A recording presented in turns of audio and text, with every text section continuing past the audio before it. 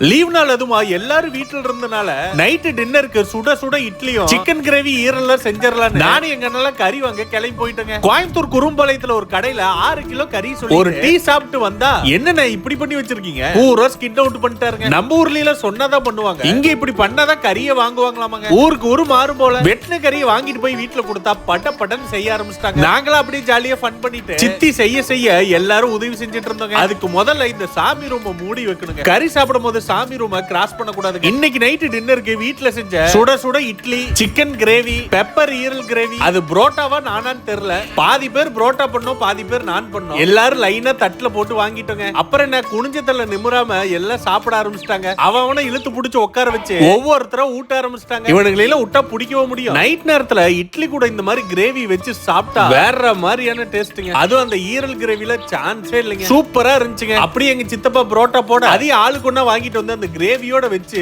அடிச்சு நவுத்திட்டங்க. கடைசியா of oil கலக்கின்னு நிறைய போயிட்டே இருக்கு. நான் ஆஃப் ஆயிலோட சூப்பரான டின்னரை ஃபினிஷ் பண்ணிட்டேங்க. நீங்களும் இதே மாதிரி உங்க வீட்ல ஒண்ணா உட்கார்ந்து சாப்பிடுறது கமெண்ட் பாக்ஸ்ல கமெண்ட் பண்ணி விடுங்க. அப்படி இந்த மாதிரி கண்டென்ட் பாக்குறதுக்கு நம்ம சேனலை ஃபாலோவும் பண்ணிக்கோங்க. நாங்களும் சாப்பிட்டு டாடா பை பென் கிளம்பிட்டோம்.